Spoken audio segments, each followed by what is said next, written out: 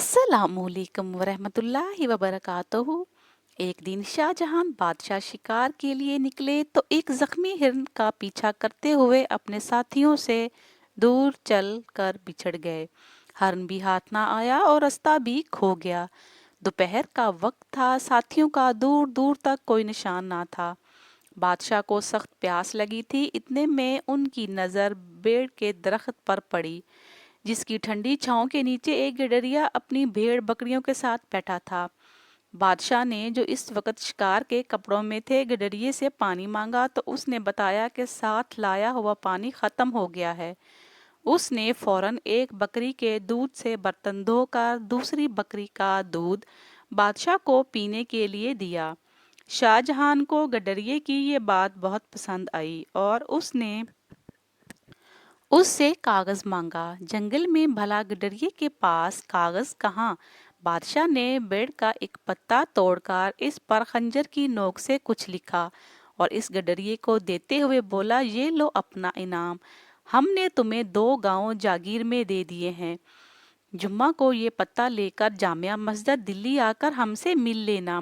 गडरिया खुश होकर घर लौट चला। अपनी कंबल जमीन पर डालकर वो पत्ता इस पर रख दिया और बकरियां बंद करने लगा। एक बकरी जो उधर से आई और उसने पत्ता मुंह में उठा लिया और गडरिये के पास पहुंचने से पहले चट कर गई। उसका इसे बड़ा दुख हुआ। वो ये कहता हुआ जंगल में चला गया कि बकरी 2 गांव खा गई। आखिर जुम्मा का दिन आन पहुंचा। गडरिया अपने गांव से निकलकर दिल्ली की तरफ चल पड़ा। चलते चलते दोपहर हो गई। बकरी 2 गांव चट कर गई। रट लगाते हुए वो जामिया मस्जिद में दाखिल हुआ तो उसने देखा कि तमाम नमाजी हाथ उठाए दुआ मांग रहे हैं। उसने बादशाह को भी दुआ मांगते देखा तो एकदम चीख पड़ा कि दाता छप्पड़ फाड़ कर देगा तो ही लूंगा। यही कहते हुए वापस भाग निकला। बादशाह ने नमाज के बाद इसे बहुत तलाश किया लेकिन वो ना मिला। जंगल में पहुंचते पहुंचते गडरिये को शाम हो गई और वो वहीं एक बड़े पुराने दरख्त पर चढ़कर बैठ गया। रात को कुछ डाकू वहां आए। गांव में डाका डालने की मनसूबाबंदी करने लगे। गडरिये ने इनकी सारी बातें सुनी और इनको टोला और बोला, चोरी करना बुरी बात है। फिर वो गांव के लोग तो बहुत गरीब हैं, इनके पास कुछ नहीं है। अगर तुम लोगों को वाकई पैसा ही चाहिए तो इस दरख्त के नीचे खोदो। मैंने अपने बड़ों से सुना है कि यहाँ एक बहुत बड़ा पुराना खजाना दफन है। ये कहकर वो गडरिया गांव की तरफ दाता छप्पड़ फाड़ कर देगा तो ही लूंगा की रट लगाता हुआ चला गया। डाकुओं ने बड़ी बहस के बाद खुदाई शुरू की और वहां से सचमुच 2 बड़े बर्तन निकल आए। डाकू बड़े खुश हुए, मगर जैसे इन लोगों ने बर्तन खोले तो उसमें सांप और बिच्छू भरे हुए थे। डाकुओं को ये देखकर बड़ा गुस्सा आया। वो बर्तन लेकर गांव की तरफ चल पड़े।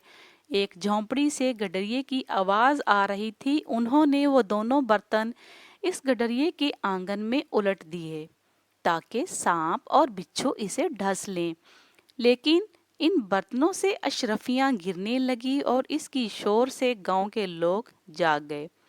डाकुओं ने गांव वालों को जागते देखकर वहां से भागना गनीमत जाना।